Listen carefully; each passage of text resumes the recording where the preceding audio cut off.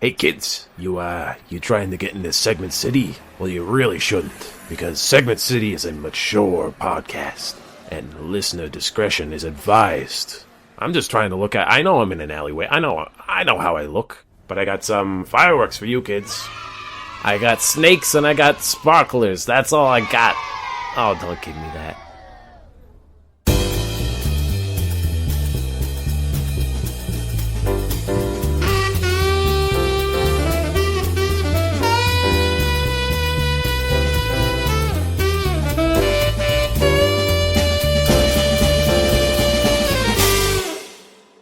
I'm going to reveal something a little bit embarrassing, Theo. This is a little bit of an embarrassing story about me.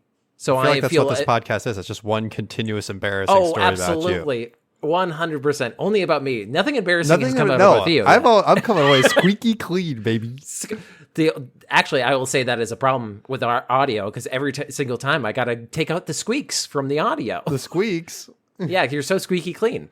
But I had a time when with my girlfriend where we were both laying in bed and we were cuddling, and it was wonderful.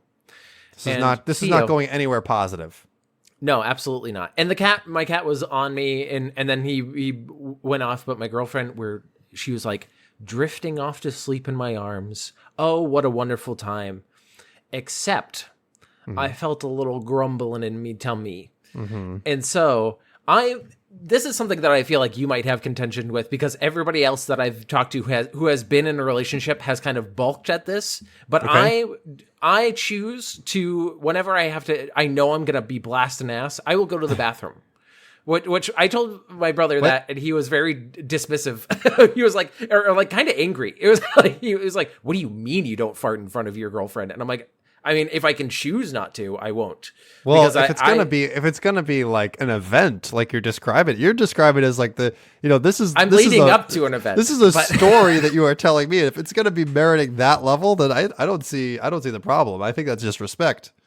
Yeah, for me, it is. Other people have almost looked at it like, of course you have to fart in front of your, like, oh yeah, waft the fumes into her nose, of course. Like, no. I view that as being rude. So, but I felt it grumbling. She was drifting off to sleep, and I was like, okay, I got to do a little calculation here. So I even asked, I whispered like, "Hey, sweetie, are you asleep? Can I like get out of this?" And she was just getting to the point of like, she's like, no, I'm not. I'm still going to. And I'm like, oh God, this is.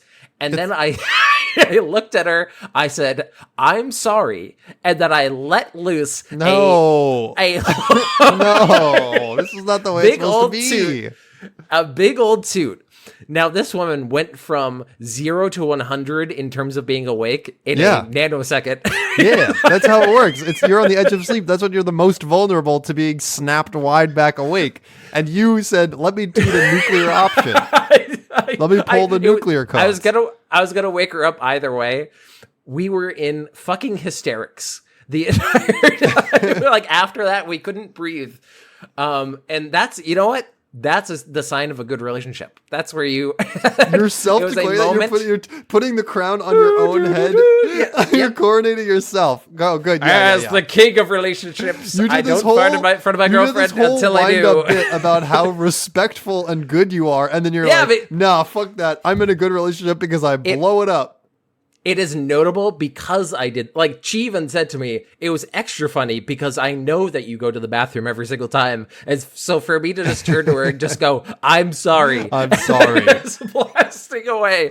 And it was also like the perfect cartoon fart. Like, it was like, the great audio quality to it. It's a full whoopee cushion fart. Yeah. But that's just, that's how it is in Segment City. This doesn't come off well for you. Because you came off. It doesn't come off well for. No, it does not. My funny farts.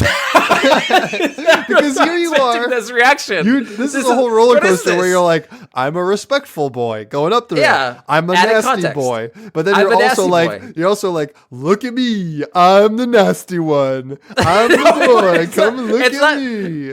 It's not me being broken from my shackles of nice boyness. It's because I've been such a nice boy for so long. You've earned it. You've earned it because you haven't blasted. I get one. This is the build-up. You get one, and this is now one. your story time because you get one, and you get to brag about it to all your cool boyfriends like me. This is not even my boyfriends, my many boyfriends that Annie doesn't know about. This is also I gotta say that my farting thing, I do feel like it is a trauma response because I had an ex-girlfriend that would fart on my lap, and that was That's not good. No, that's pressed against skin, and I hate that. In Segment City, that's outlawed. You can't fart on other people. Yeah, actually, in the legal definition of assault, is that assault if you fart on somebody? Every pair of pants in Segment City comes with an ejector seat, and you're legally entitled to pull the ejector seat on someone else if they fart in your lap and eject them out of there. Yep. And every bathroom has a stall just for tootin' that's soundproofed. That's just for you. Yeah, that's just for you. Well, my name is Will Kane, and they call me Master Blaster after that night. And I'm Theo Sapakis, and I'm sticking with I'm squeaky clean. You can't change my mind. I'm going back to that. I'm not getting any of this dirt on me. And this is a podcast in which Theo and I, we present segments each week after dumpster diving our way through the internet, and we get those good comedy morsels. We package them into segments for you. And now we're going to do a Will Stupid Thought. And this might be a quick one, but this was, I on a drive, I looked out my window and I saw somebody who was talking in their phone as they were driving, which is a classic thing to see. And so my Will Stupid Thought is, because I've had so many Uber drivers that are just chatting away with somebody. Listen, and so my question is... You're part of their day, all right? Yeah. And I also, I have a relative that recently got a job that is not that exciting. And so they've been calling me more and more out of boredom. On the job? On the job, yeah. Which is also a classic thing that happens. Like, and even hung up on me. I know who I gotta call you back. But my thought is, are these Uber drivers just talking to other Uber drivers? Like, is it just a ring of, they're just, it's like mailmen with other mailmen. Are other mailmen delivering mail? Is there a string of just like conversations? Is there just pairs of Uber drivers, or is there a network? You just blasted my mind right open. That mailmen don't deliver their own mail. Holy moly. This is a SpongeBob. Oh my God. Will, what is happening? You should have... the joke in SpongeBob is he's trying to go away. He's trying not to do an essay, and so he's making small talk with the mailman. And he's like, "Is there just a string of mailmen who only deliver to other mailmen?" In reality, it's based off of the area code. Yeah, it's based off the area code, of course. I wonder if they get their mail at work though. That's an interesting thought. I think you pick up your own mail, you bring it home. No, see, that's like bringing that's like bringing your work home with you.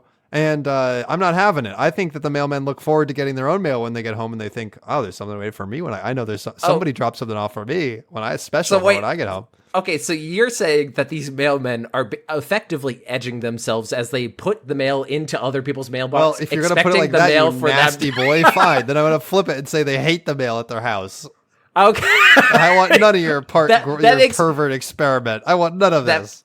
That makes more sense to me because that's like, I've been flipping open these mailboxes all day. I have to flip over one more to my own. God damn it. That's and it's all bills. You know me, making video games all day, and I hate them when I get off work. Oh, they're the worst. But let's get back on topic. Who are these people talking to? I want receipts. Can we get the FBI on the line so he could get telecommunicator companies to give me their records? I think they're tell me who they're talking to. They're all talking about their Uber, their current Uber drivers and how weird the people in their cars are. Because what else are you talking about? Say that. What else is new in your day? Don't say that. That I got gets this on my real anxiety. Stinker in the back of my car. This guy's tooting up a storm. Can't get away from him fast enough. Okay, that would be appropriate though. If you can't wait to give this guy a 1 star. You know what I'm talking about? If you go into an Uber driver's car and then they like have you ever done the thing where you half unwrap a whatchamacallit? The air fresheners? Air freshener? I've never had an air freshener in my car. I never did that. I had a brother who smoked cigarettes, so I definitely experienced that. The thing is about being in an air freshener car, that's a dirty car. Like, that's not a clean car. You go into the car, and then they just take the wrapper and put it down a little bit more. They need that extra little good smells because you just they just take it and just start vigorously rubbing it under their nose. And then bring it back up like, I gotta get this pine smell. George, help me. He's on the phone. George, this They guy's so roll smelly. down their own window and they're breathing out like. You know what? That's the end of this stupid thought. I don't think we're gonna get any. Nothing disgusts me more than having to ride in somebody's nasty car. I hate it when someone's like, I'll drive, no problem. And I'm like, cool. I love not driving. I'll take a ride in your car. And then I get in their car and it's nasty. Nothing more is a letdown in my life because I keep my car immaculate clean. Come on down. If you ever need a ride, come in my car. I got a clean car. Everybody should have a clean car. It's not that hard. I will say you do have a pretty clean car, but I gotta say the worst part of going into a dirty car is when the owner of said car realizes in that moment that their car is disgusting, and then they try to do a little saving face. Oh, let me just push that off for you. Let me get the stuff off the chair, and then you're like, it's still gross. Like it's like someone invites you over to their home, and then as you're walking in the door, realizes that they have Dorito wrappers everywhere, and they start shoving them under the couch, and they're like, it's fine. No, that's what you were supposed to see this. You weren't supposed to see this. They're just dirty underwear. This is my gross lifestyle. You weren't supposed to be let into this. This is my private zone. Oh, having college roommates that don't open their door, and then you see them open their door a little bit, and you go, "Oh!" Like you got a little whiff. How do you stack trash that high? How is that possible? We had roommates that we had one piece of very nice, very big Tupperware that just disappeared one day, and then it showed up like months later in their room, and I was like, sorry, that's dead to me. That's effectively. I don't know where that's been. That again. I don't know what's been stored in that, and I do not want to know. It's off limits full now. of old ramen. But you know what I hope is not filled with old ramen? Your next segment. Yes. Yeah. No, it's not filled with old ramen, but it is filled with 4 different types of DiGiorno's pizzas, because of course this comes to us from the Takeout, my first segment. As ever, thank you to the Takeout. And this is called Out of 4 DiGiorno's 4 Deadpool and Wolverine pizzas, there is one clear villain. Now, as you're aware, of course, Deadpool, Wolverine, the smash blockbuster hit of the summer. This segment is gonna age like fine wine, baby. Yeah, I gotta say this is being recorded before that movie has come out. Yes, I am looking it's forward probably to released it, but after it comes out. Yeah, probably. So it's a great movie. Well, they got some pizza partnerships out of it, so we're gonna learn about those. They have 3 good pizza partnerships and apparently one really bad one. One real bad one. Here goes the article. Let's get into it. Starts, it's not delivery, it's DiGiorno. This might be the only thing you remember about DiGiorno. I'll admit that outside of this tagline and bready crusts, I didn't think DiGiorno had much to offer. But its latest limited time pizzas, released to promote the upcoming Deadpool and Wolverine movie, may prove me wrong. While DiGiorno is known for its rising crust, in recent years the brand has done its best to branch out and expand its repertoire. I was going to say, I didn't know that rising crusts was like some frozen aisle innovation. Like some scientist was we've done it. We've cracked the code. We've figured out that yeast survives being frozen. It's like, yeah, pretty sure that was always true. We've gone past that. We've gotten to stuffed crusts. We've gotten to crusts that are breadsticks. We've gotten to all these different things. I have nostalgia about DiGiorno's, but I do not buy it because it's way overpriced. And there's like store brand ones that are better, or like other brands that have just surpassed it. Yeah, you could, if I'm paying more than like $6 for a frozen pizza, it's not happening. Give me a good one. Yeah, it's not going to be DiGiorno. It's going to be one of the nicer ones. So it continues. Just last year, DiGiorno released new classic crust pizzas that are thin and crispy. Oh my gosh, the science, the technology. Look at this. Guys, what if we don't have a big bready crust? Genius. Brain blast. Whoa. And a quick look on the brand's website shows it also offers croissant, stuffed, and crispy pan and other crust varieties. Croissant? Now hold on a second. Croissant, is that anything? That's butter bread. That's what that translates to. It's just buttery bread. Do you think that when Americans go to Paris and they say, those Parisians sure do have an attitude. They're unpleasant to visit. Do you think it's because of shit like this? Do you think it's because Parisians know that we're back on the other side of the pond shoving pepperoni and mozzarella cheese onto a croissant and being like, that's a good pizza? I can tell you it doesn't help. It doesn't help. It doesn't help, but I feel like Parisians are rude by nature. Just as somebody who visited Paris for like 2 days, I did run into rude people at a higher clip than other places I visited. I know, but yeah, maybe you're right. I do have to say, yeah, I ran into something that was also insane and croissant based when I was at the grocery store, because there was a croissant loaf of bread that we discovered. Is it just a huge loaf of bread that you cut up, like it's already pre-cut? I saw the end of it, and it was like, you know how there's the ends of regular bread that's like, whatever. This had like swirls and stuff in it. It was a weird. I'm like, that's just butter bread again. Is that something? I don't think it is. Yeah, but in my mind, like, bakeries as an institution exist because the moment that the 2-hour threshold is crossed by a croissant, it's no longer good. You don't want to eat that croissant after it has to be fresh. Like a day old croissant, I'm like, That's the whole reason that they sell day olds at a discount, is because no one wants that day old croissant. So what are they doing with the whole roll of they can't eat a whole loaf of bread. It's going to go bad. It's going to go bad. It's not going to be a good bread, but that's why we didn't buy it. But this is, I'm going to say, a little bit better, but still not great for having a crust of croissant. Yeah. In addition to the crust experimentation, DiGiorno has expanded its lineup by collaborating with Marvel to release 4 limited-time pizzas based on the heroes of the upcoming movie Deadpool and Wolverine. The Wade Special, Gimme Chimmy, Spicy Wolvie Pie, and Maximum Pep will all be available starting today, June 17th. That's not today. All 4 pizzas will cook at 425 degrees Fahrenheit for 16 minutes and feature a classic crust. Thank you, takeout. These are the details me, a reader with no pizza in their freezer, needs to know. I need to know so that I can reheat my oven now and go sprint to the Walmart.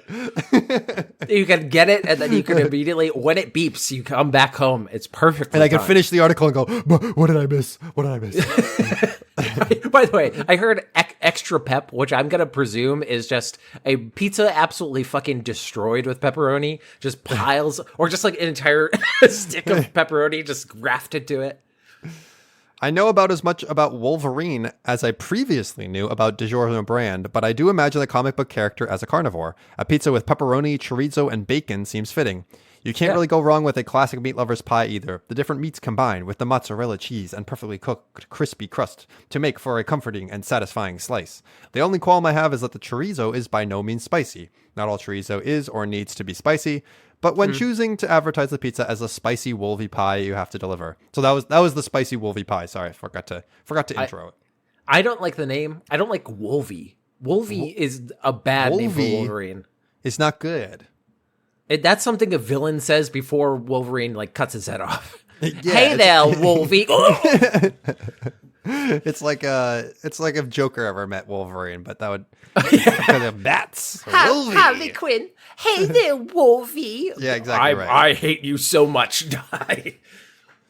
Next one is called DiGiorno Maximum Pep, and when you say Maximum Pep, I envision not being able to see the pizza because there's too much pepperoni, and that's not what this is. This is just a pepperoni pizza. It's just that's nothing. That's not a promotion. That's just repackaging a favorite, a staple. DiGiorno may have wanted to step outside the box and show its range with its temporary pizza lineup, but I'm grateful the brand kept at least one classic flavor in the mix. Oh, thank God, DiGiorno not straying too far from home. Good, thank God they didn't shake it up too much. That would have been overwhelming. You know, when you buy all 4 pizzas, you got that one left over. Like, you got a backup. You got one that you can go back to. There aren't very many ways to describe the Maximum Pep other than a tasty pepperoni pizza. That's all it needs to be. The only con for a pizza with this description is that it is a bit weighed down by the toppings. The crust is a little weak, struggling to hold up the cheese and 2 different cuts of pepperoni, but the pie is success in the end since the pepperoni gives its excellent flavor. Fine, whatever. Okay, yeah. It's a pepperoni pizza. You don't need to tell me on that. Now, this one is the DiGiorno Wade Special. Before any Hawaiian pizza fans come for my neck, allow me to say that I have no issue with pineapple on pizza. In fact, I love a good pineapple and ham combo. What I do not appreciate is pineapple having a lackluster partner, and that is the case for the Wade Special. The pineapple slices do their job by serving up sweetness in each bite, but the olives on the pie do not give the counterbalance of saltiness that the ham usually does. This is just a pineapple and olive pizza, which I was trying to. I think that's from the first Deadpool movie. I think it's I was trying to remember, like, because I was like, I remember there's a nasty pizza in that, but I didn't remember what the ingredients were. This is two ingredients that people do not like on pizzas. Right, it's pineapple. It's meant to be controversial. It's supposed to be a goof because it's not good. That's the whole point, isn't it? Except it's mass produced and it's for consumers. Right, that's the problem. You can't take a goof about being something bad and then be like, actually, let's try to sell it to people. Yeah, people aren't going to buy it. No. Actually, the black olives are almost so flavorless, I would forget they were on the pizza if I wasn't looking right at them. I give DiGiorno points for the fact that the juiciness of the pineapple chunks doesn't make the pizza crust soggy. Overall, the Wade Special could use some improvement, but is still an enjoyable supermarket frozen pizza. Deadpool is far from perfect, so it makes sense that his pizza taste wouldn't be perfect either. Finally, the DiGiorno Gimme Chimmy. Yep. DiGiorno. Yes, I am addressing the brand directly. I would like to know who on your recipe development team feels that a heaping dose of cumin makes a dish Mexican flavor. The spicy cumin sauce on this chimichanga-inspired pizza isn't spicy at all. It just tastes like cumin. I will concede that by no means is a chimichanga a traditional Mexican dish. A chimichanga falls into the category of Americanized Mexican cuisine. But even chimichanga fans would agree that the cumin on this pizza is overwhelming. While breathing in this pungent seasoning, you're also hit with some mild pico de gallo taste. On its own, pico de gallo is a delicious salsa, but doused in cumin and mixed with cheddar and mozzarella, it just does not work. All the elements of this pizza taste like they want to run screaming from each other. Do not gimme chimmy ever again. This is the villain. We found our villain. I'm so surprised after the description of the Wade pizza. I know that this was the bad one. This was the villain. Yeah, I thought the other one would be the villain. Chimichanga, I'm going to say, I don't think that would be, like, in my mind, doesn't sound that bad. Because I mean, I feel like I've had a Mexican pizza before that's just sort of like inspired by Mexican ingredients, fresh ingredients, and you know, it doesn't at face value sound bad, but I guess the cumin is overwhelming. It's too much cumin. Come on. Did it have like chicken and stuff on it? Because that's the only thing. Because literally a chimichanga is just a burrito that they deep fry. Like, they don't say on it, but it does. They does have picture. The picture does have. It just looks like somebody kind of like took a bunch of different parts and just chucked them on like little pieces of things like tomatoes and like green peppers and stuff. It doesn't look good. It doesn't look that appetizing. I mean, how appetizing do you think any frozen pizza generally looks? It's not great. Okay. If anything other than pepperoni is going to look kind of weird, even like sausage, you're just like, oh, this is a little weird rock on my pizza. But this is especially bad, apparently. Yeah.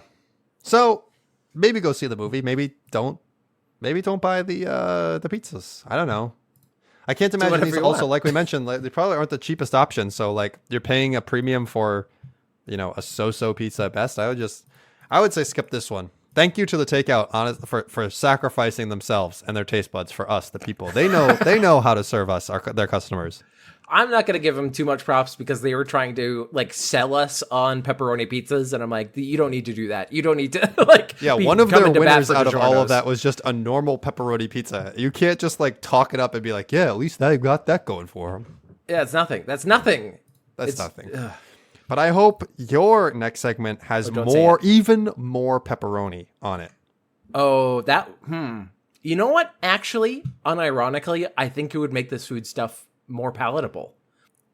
I mean, this could go well with pepperoni, honestly. But I'm gonna say this is kind of a nasty food stuff. I got one. What are you unveiling your new eggnog pepperoni combo? You nasty boy! Yum yum yum! Nice, and you put it into the oven, and everybody can smell it in your apartment building. No, I got one food-based story, and I got a choice of two that we will get to. Yeah. So this is a headline. This is an article by Axios Des Moines, because this is the only place that I could find that had an article about this, because I found out about this on a meme website, which is always great. An article by Lin Ta. Ranch cotton candy is now a thing. No, wait. Maybe. Maybe. I'm in it for the. I'm in it so far. I'm in so far. You have my attention.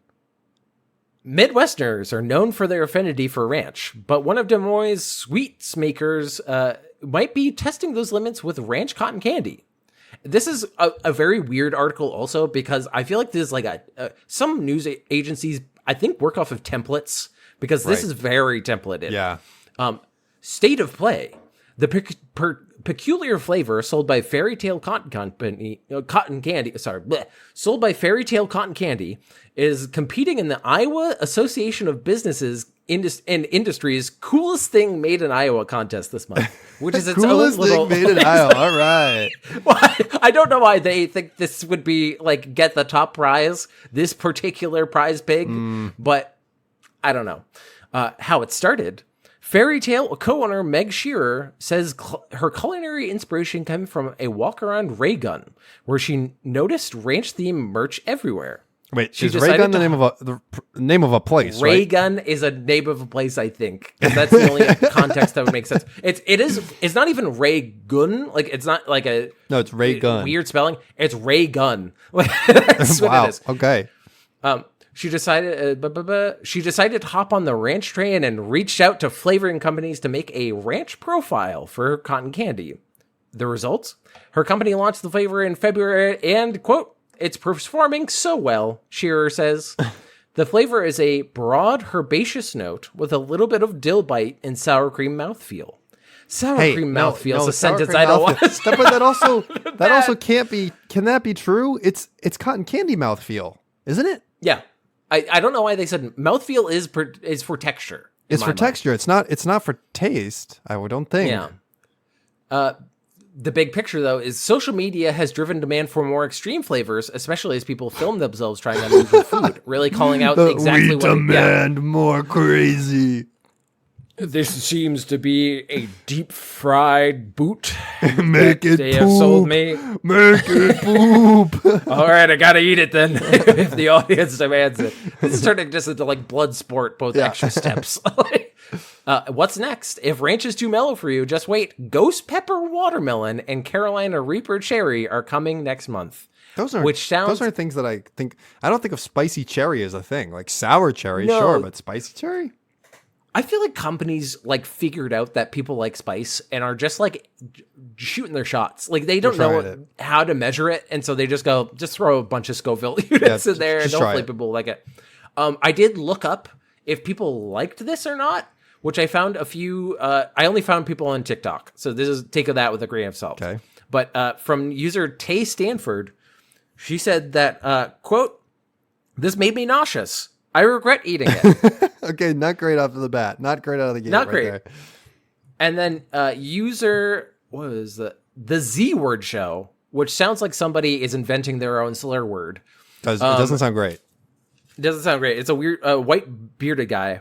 He said, "It smells like shoes that have been worn. It tastes like shoes that have been worn, sprinkled with sugar." So boot actually might be better. Is what you're saying. Boot might be better. equivalent. Is bad though. I don't think this would be good. I don't think ranch I don't want cotton candy in ranch form. I don't want sweet dill. I think sweet dill isn't something that I'm looking for in my life. No, I can mess with dill like in a drink, like in a mixed drink. I've had that before, and it can be okay. Yeah. I just don't know the occasion that I want this, because the first girl that I talked about, she was like, let me just pretend like I'm having this with pizza. And then she like did another bite and she's like, no, still bad. This is like, I don't like this. Yeah. So that is some bad stuff. Some savory like things that come to mind are like in Japan, they'll have those like custard filled, like fish. They're basically shaped like fish. And they're like they're like a pancake outside, but they're filled with custard. Yeah. But they're just sweet. They're just shaped like a fish. And I was like, maybe that's the direction they need to go here, is like, they need to make it a Tupperware, a ranch Tupperware full of cotton candy. So people are like, oh, fun, novelty. But then it's just normal cotton candy. You got to introduce some savory. I thought you were going to say that you wish that they put like fish paste into the No, definitely not. No, I'm good. some mashed up, like, ugh, it's a cat food. But the other article that I have that I will give you a choice of two. The other one that you don't pick, both of them have a good TLDR. Okay. So it doesn't necessarily matter which one you pick. I will tell you about both. But the first one is something I referenced last episode because I didn't know if I had already gone over this. Is about a hoax by a woman named Mary Toft who said that she was pregnant with rabbits. Okay. That's one of them. And the other one is a Taco Bell painting heist. Well, how do you not know me? Of course, I want to hear about the Taco Bell painting heist. Give me a I break. knew you'd What want are to you go with the doing? Taco Bell painting heist. I will give you the TLDR of Mary Toft before we get into that, though. She was an Englishwoman from Goldingming, Surrey, who in 1726 became the subject of considerable controversy as she tricked doctors into believing that she had given birth to rabbits. In 1726, Toft became pregnant, but following her reported fascination with the sighting of a rabbit, she miscarried. Her claim to have given birth to various animal parts prompted the arrival of John Howard, a local surgeon who investigated the matter. This is a little bit gross, by the way. Just such an old-timey thing to happen. Like, and suffice it to say, she is not giving birth to actual. She's shoving dead body parts into her fucking womb. Yeah, that's of course. So I'm glad that we chose the TLDR based on your reaction to that. He delivered several pieces of animal flesh and duly notified other prominent physicians, which brought the case to the attention of Nathaniel St.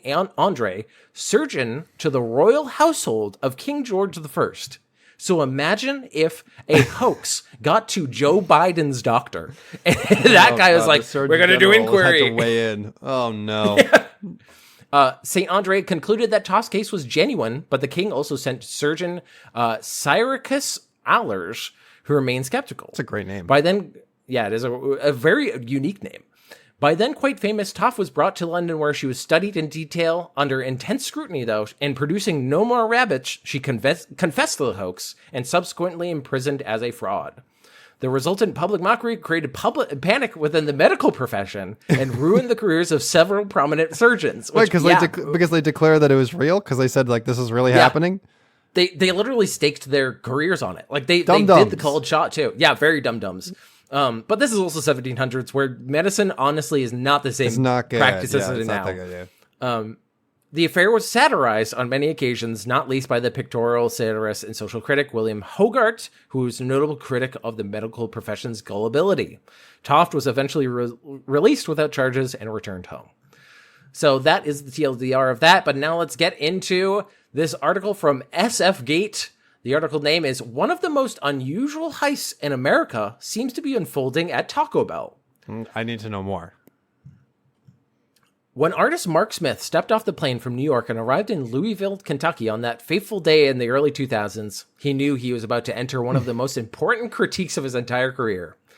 But Smith wasn't doing a studio visit with the owners of a prestigious gallery. He was meeting with the corporate executives of Taco Bell, the California fast food chain that peddles Crunchwrap Supremes and Baja Blast. As all good crime stories begin. Just another one of the many.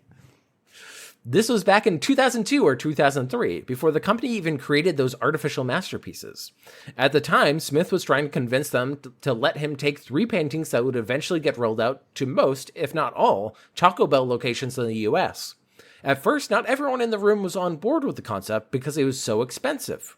It would require making prints of his Basquiat-like paintings. Basquiat-like paintings, stretching them on canvas, and then hanging them in each store to make them feel like real art, as opposed to it as ubiquitous brand messaging. And they do have pictures of the art I can send to you. I actually I like these art pieces. They're very 90s, though. Like that is, it's like very cut out, a very colorful kind of like Taco Bell is written with like cut out construction paper. It's very loosey goosey. It kind of reminds me of like Nickelodeon, like early Nickelodeon. Yeah, a little bit. You're right. It's very 90s. It almost looks like a kid show inspired kind of like character and text and stuff like that. But against these odds, Smith had got the green light of approval, and the pieces were distributed in 2003. Over the course of his expansive career, he's been commissioned to work on projects for major clients like Absolute Vodka, Daimler Chrysler, and the Olympics, cementing his status as a professional artist. Life went on, and the trio good trio to follow that faded. up. Good to follow that up with Taco Bell. Very good. Taco Bell. Then people suddenly started stealing them. It all began in 2015 in Westlake, Ohio, when a burglar ran off with one of his pieces and disappeared, stumping local police. 4 years later, a group of teenagers and young adults also tried stealing an unnamed painting valued at $157 from a Taco Bell in the same location, CBS reported, though details about its provenance are scant. Following the heist, officers declared to outlets that they were, quote, going to search every dorm room and rumpus room in a 10-mile radius. Wow, okay. They knew the quality of the crime was teenagers, for yes, sure. absolutely. Like, we're not going to stop till they go into the bottom of this grimy crime. We're going to search all the grimiest places in the town. But they also never answered CF Gates' request for more information about the outcome. Quote, I never expected this to happen, Smith chuckled in a recent video interview with SF Gate. He still has one of the news articles framed on his wall because, quote, they made it sound like they were talking about the Mona Lisa, he continued. Though Taco Bell purchased the originals for their corporate offices in 2003, he explained, the prints have been scattered like seeds in the underground art market, which is not often you hear about the underground art market if you are like us and are not in a higher tax bracket. Well, the Venn diagram of talking about Taco Bell regularly and high art society is just this one story. It's just the slimmest peak of daylight in that circle. How much do you think that these... They already said that these are like priced at $157 technically. How much do you think they're being sold for on the black market, though? I would guess like $400. Up to as much as $10,000 a piece. What the hell? What? Yep. Why? That's part of the reason why this is an insane thing is because it's like, it's the equivalent if they took down like a McDonald's play place and then somebody was like, I'll buy the slide for $10,000. Like, if I was the artist, I would just start selling them myself for $10,000. Yeah, because they're just prints. By now, Smith is well aware of the scheme, but he's still shocked by how outrageously expensive the prints have become.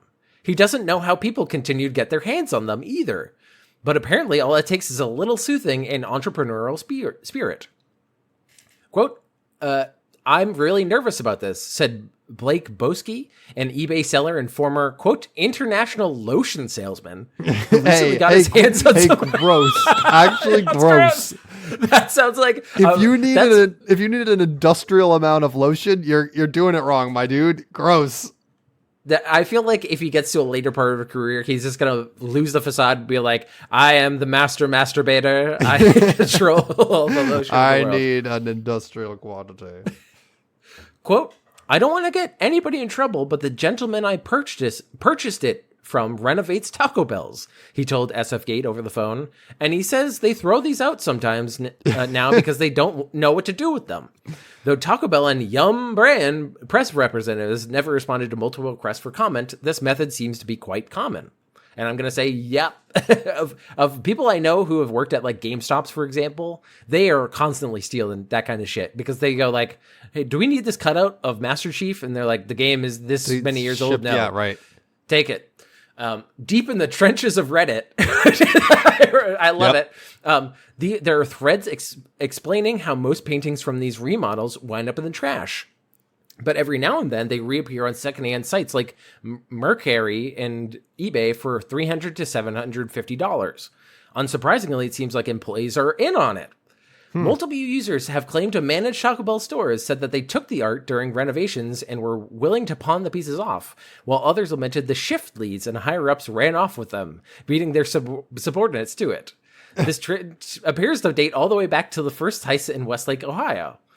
According to CBS, the thieves' getaway driver was an 18-year-old former employee. You're describing a getaway driver. They just basically went how do they know that? They're driving home from a Taco Bell. What do you... Yeah. A getaway driver. I mean, I think they broke in technically, but Yeah, but this isn't the Italian job. Like, they just drove home. That is the comedy of this, is the juxtaposition of how seriously everybody is treating this fucking Ocean's 11 heist. Yes. Versus it's about Taco Bell brand art that is good, but it's not like, I'm not going to steal it and put it in my home. Boski, who first found paintings on Facebook Marketplace in Michigan, said that he'll probably keep them if no one ends up buying them for thousands of dollars. But for now, he's taking his chances. It's either thousands of dollars or nothing. I'm a man of principle, okay? This is also very telling of like a businessman. Quote, sometimes I feel like you need to set the tone to create some value. AKA, you got to talk it up a bit. Yes, the old NFT strategy. I see what you're doing here. Yeah. When you look at them in person, it's easy to understand why people would want to keep the art for their personal collections. Originally made from layered paper, crayon, and acrylic paint, the paintings possess the playfulness of Jean-Michel Biscot or the abstract expressionist bravado of William de Kooning. One appears to portray a butterfly in a sky full of stars. Another resembles an abstract, otherworldly figure framed by symbols that dance and coalesce in colorful harmony. The perfect pairing for a chalupa supreme drowned in acidic Diablo sauce. Yeah, nothing makes me want to get hungry like that, you know? By the way, they have names, and these are insane names, I'm going to say. Okay. According to Smith, these three works, Drive-Thru Man, Mothman, and Empty, each pay homage to American paint. Empty is just pure depression. Mothman is a cryptid, and Drive-Thru Man is your dad on the way home from soccer practice. What are you talking? These are three wildly different things. Yes. Empty is the funniest one because it feels like it should be like a German guy being like, yes, welcome to my gallery. I have this newest piece. It's called Empty, and it's an empty canvas. But they pay homage to American painter Maxfield Parrish and utilize clever motifs that have dual aesthetics and commercial purposes. While he had plenty of artistic freedom, there were still a few basic rules he had to follow. No subliminal images, no devil worship, and no displays of carnality, which displays of carnality, I would argue, is Taco Bell. They were like, basically like, describe what PG-13 is. Don't do that. Just don't do that. Nothing about PG-13. The fact that they explicitly had to say, hey, no devil worship. Hey, makes me think, is this a devil-looking guy? Like, why did they say that to him? Hey, don't write fuck in the background of it, please. It's not what we want. That doesn't get people hungry. Hey, if somebody spins this upside down, like doing a Led Zeppelin album in backwards, don't do that. Don't make it be like the devil's horns or something. He also had to make the work align with Taco Bell's processed plastic color scheme. It was a challenging palette. Drive-Thru Man is dotted with gray cars that pass through a bell-shaped icon and emerge as vibrant hot rods. Points to the late-night fast food culture. A natural choice for Smith, who collects cars and motorcycles. Another piece, Mothman, quite literally represents what it feels like to be a drunk moth aimlessly floating towards Taco Bell's much too accessible flame. Oh my god! Wow. This is my favorite part of the article. That's evocative. Lastly, Empty, the one with the most distressing-looking yellow figure, was designed to evoke what it feels like to be stuck by hunger pangs and low blood sugar, which is represented by the fuel gauge above his head. The bell floating above him is also a light bulb, a solution to his problem. And it goes into a little bit of his history, but he goes into like art galleries and stuff like that, but that's because, while the goal was to create work that customers could discover new details in every time they returned for a cheesy gordita crunch, Smith also hoped it would have a broader influence that would outlast the paintings themselves.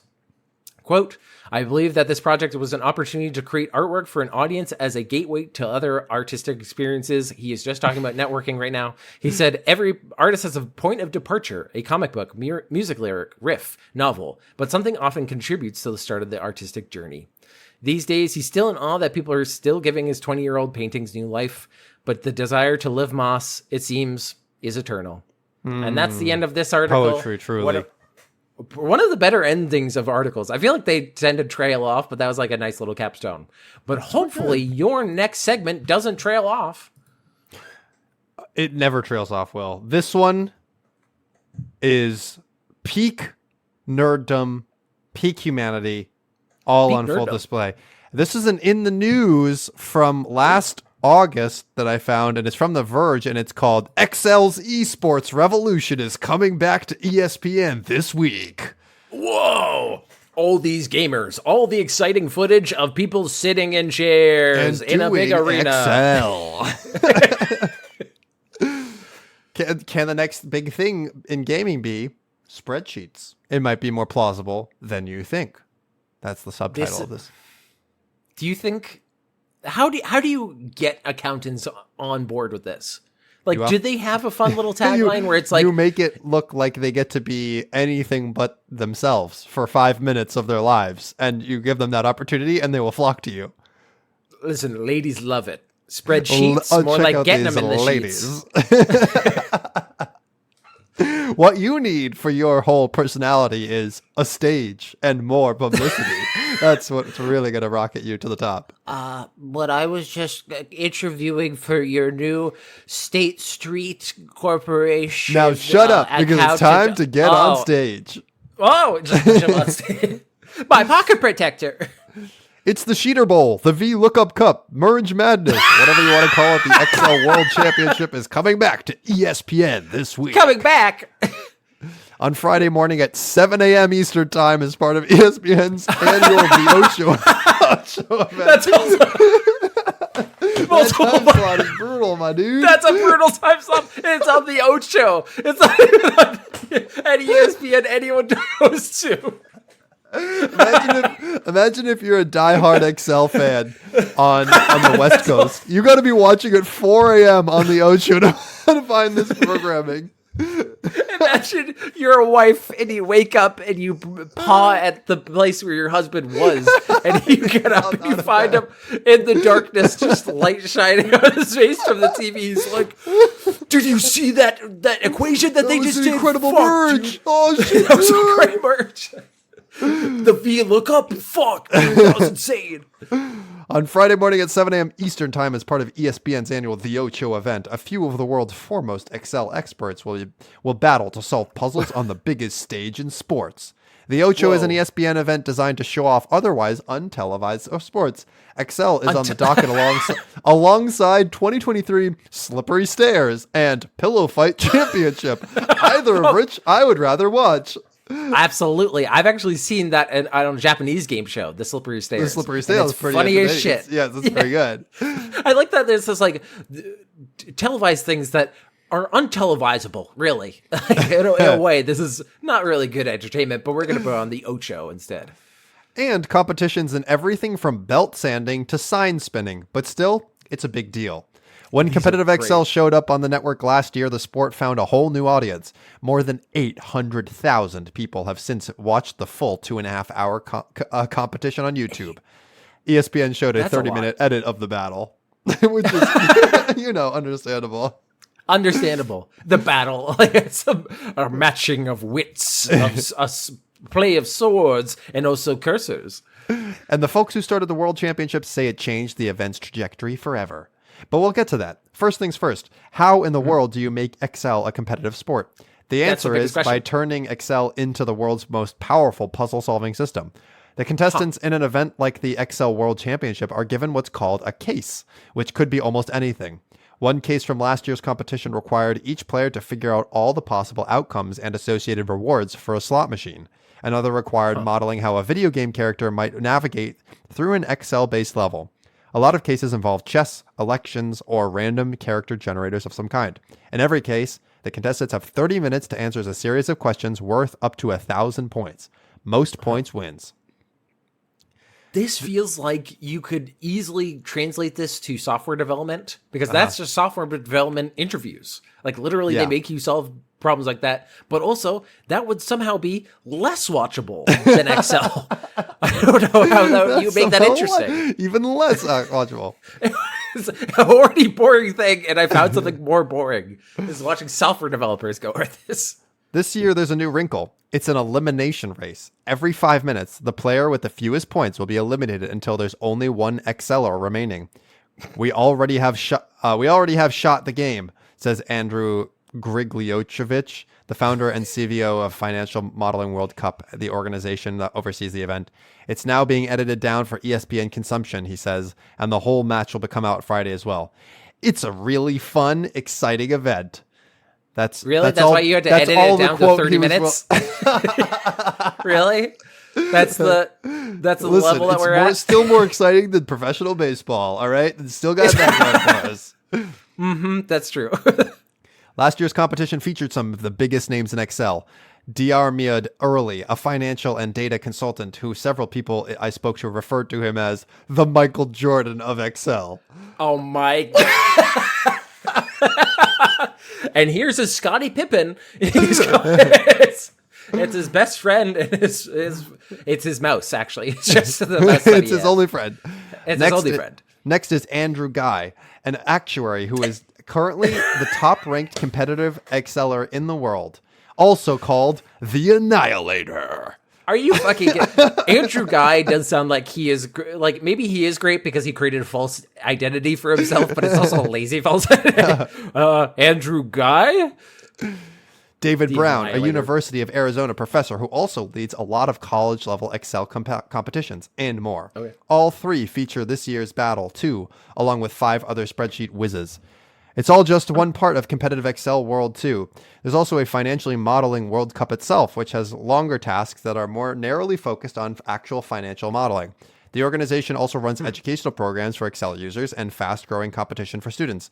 But these 30-minute smackdowns, which the FWMC refers to as Excel esports, are where the really exciting stuff happens. I gotta say, that professor is the only one who didn't have a fun name, and that's disappointing.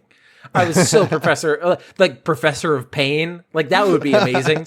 You already have the Annihilator. Like, we're doing wrestling names. Most of the people who compete in Excel esports and the FMWC do Excel for a living, which makes sense. Many are financial analysts of some kind, which also makes sense. But Excel is such a versatile, widely used piece of software that you don't need financial expertise to have spreadsheet expertise. So many people have at least a passing knowledge of the app that Oz du Soleil, one of the commentators for Excel esports, says his goal is not to explain how Excel works or to convince you that it's cool, but to simply narrate the drama inherent to the contest. Which, for a man named Oz du Soleil, my guy, you gotta get to a better sport. My man, we need you up there. Here's the thing: is that if he does badly, he's Oz du Shite. That's not good. That's a bad name. That's not good. I do love the concept of also like a sideline report from these guys, like how they do basketball reports where they're like all sweaty and like out of breath. So how do you think that table went? You know, it was a tough one. I didn't think we were gonna get the numbers crunched that quickly, but we were able to. And, you know, it was a team effort with me and the Annihilator. Me and the Annihilator really worked, smacking those cells around. Yeah, it was great. I hear from people who are just flipping the TV channels, Du Soleil says, and they are like, Excel is on TV? And so I'm thinking about how to engage them, but not bore the hell out of them talking about the difference between outer join versus doing an X lookup. When he's not commentating on these matches, Du Soleil teaches Excel for a living and runs a YouTube channel called Excel on Fire. My Excel!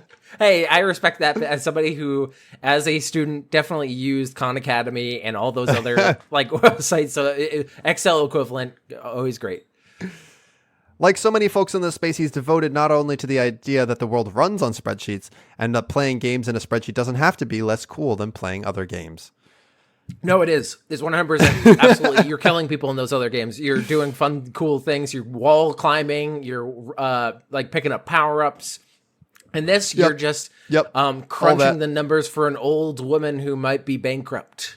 And that's not may or may not. You're trying to figure out, is she going to be able to retire?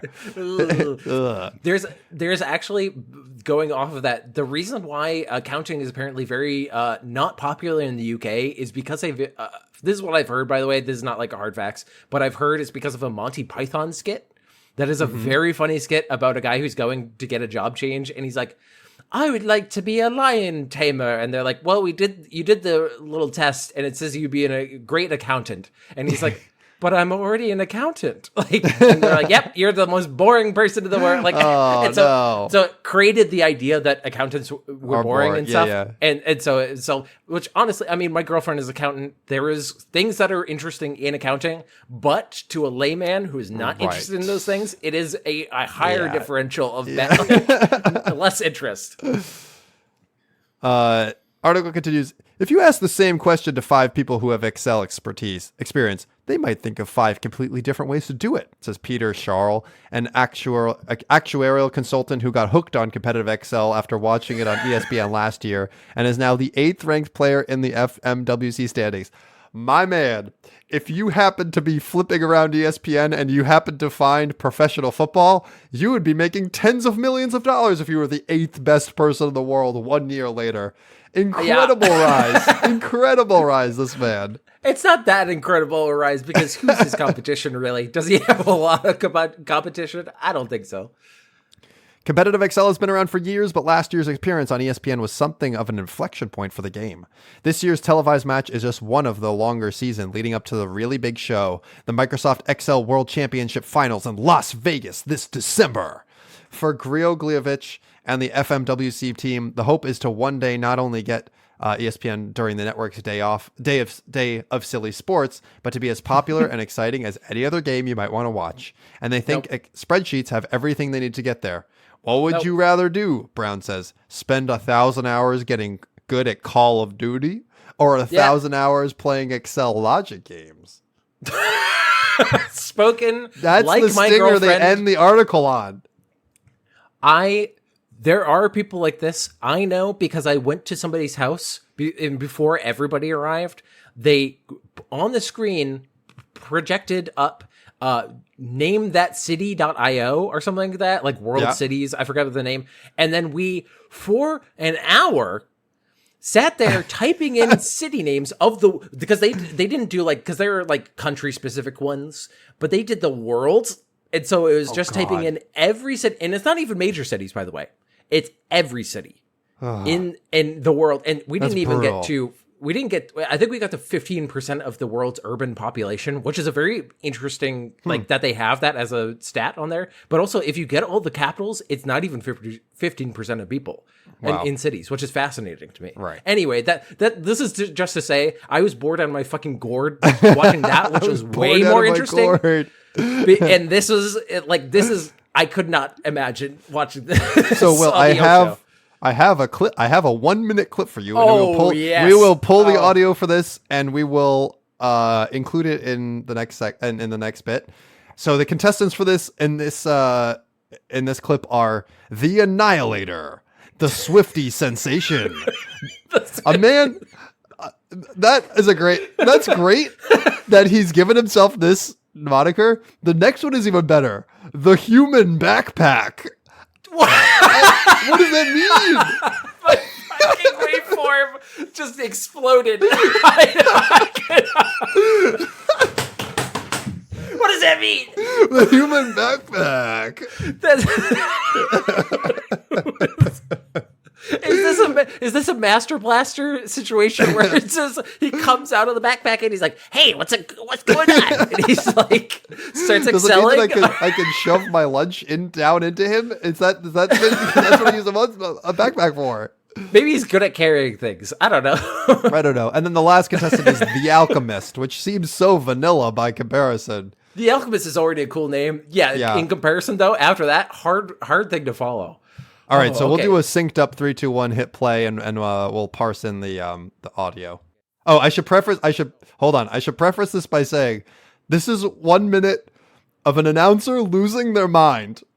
Okay, that's good to know. All right. Yep. Ready? Play. But that's a strategy. The time is almost gone.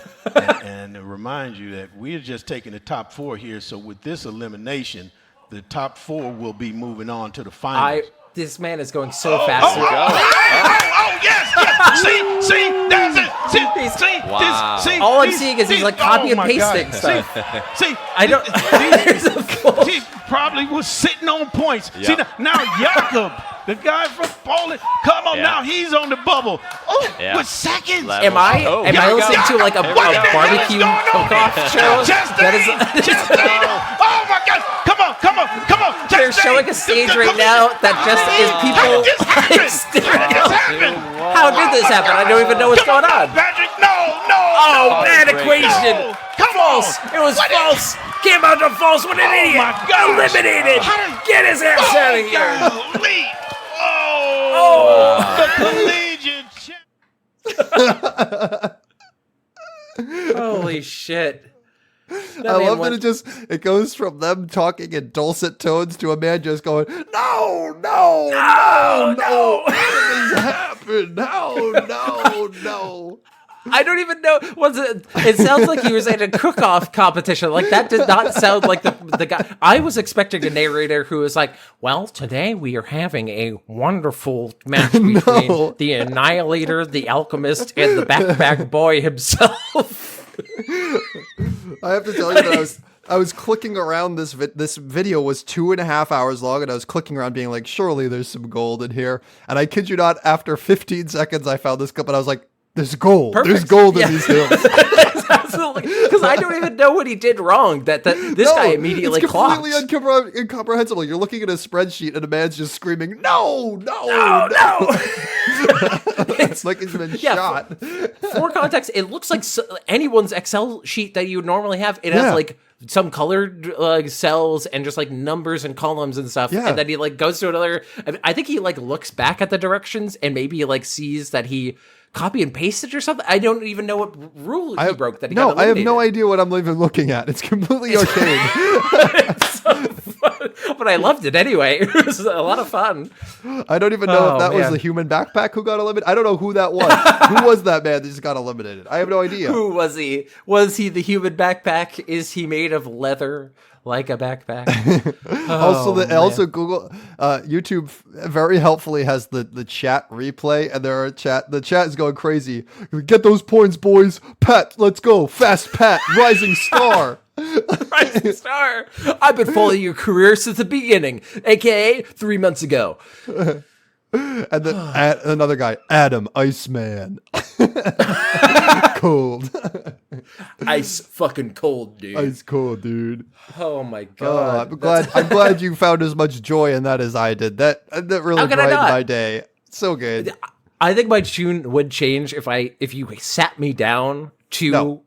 No. I knew that I had to expose you to a 1-minute clip, and that was the end. That I was no more of that. I will say, I gotta do one more thing for this segment. My girlfriend is an accountant. You got it. And therefore, Annie, would you participate in competitive Excel? We got a yes, ladies and gentlemen. Nerd alert!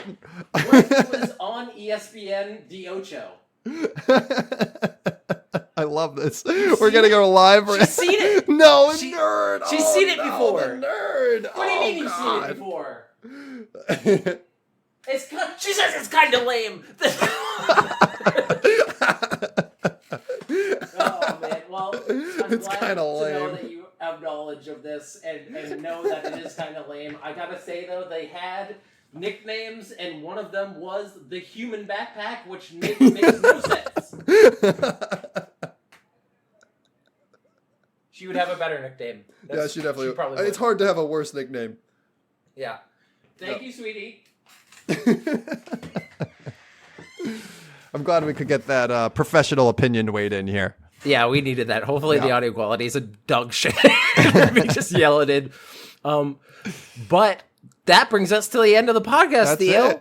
Yeah, we copy, and we're closing out of Excel. We right. don't need these files anymore. We don't need them. But you know what we do need? We need to tell everybody thank you for getting to the end of the episode. And if you enjoyed it, think about giving us a star rating or a review on your podcast network of choice, iTunes, Spotify, Stitcher, any of them. Love them all. If you have segments, send them to segmentcitypodcast@gmail.com. Hit up our YouTube for full episodes, and we have a big thank you to give to somebody in particular. And that somebody would be Rachel Robinson. She does our intro music, and she has wonderful tunes you can find around the web. Go search on your music streaming platform of choice for Rachel Robinson. You'll find her, and some say that she's the human helicopter of Excel. She's all over it. She's bleeding it up. That's even a better name. That's even better. The human helicopter? That's better off the top of my head. Yeah, most things are better than the human backpack. Human backpack is bad. It's not human good. Helicopter does also produce questions of like, do you hover above the air? Are you swiping blades all over the place? Could you stop? Yeah, stop that. Are you like Tails in that you have like two body parts that are going around each other? I'm so happy that you didn't. You said like find her tunes, and I for a second thought you were going to bring it back to the beginning and be like, some say she's full of toots as well, and that's not okay to say, even though I just said it. That's why they leave this part of the outro to me. That's why it's my territory, because this, I would never say something like that. Now we're going to get to the part of the outro that I usually do, which is list of unusual deaths on Wikipedia. We have gotten up to Alan Pinkerton, who is the founder of the Pinkerton Detective Agency. Oh, we made it to Pinkerton. Okay. Yeah, he died July 1st, 1884. It's today. In a very stupid way. That's today. That is actually today, canonically. Yeah, this is when we're recording it. Spooky.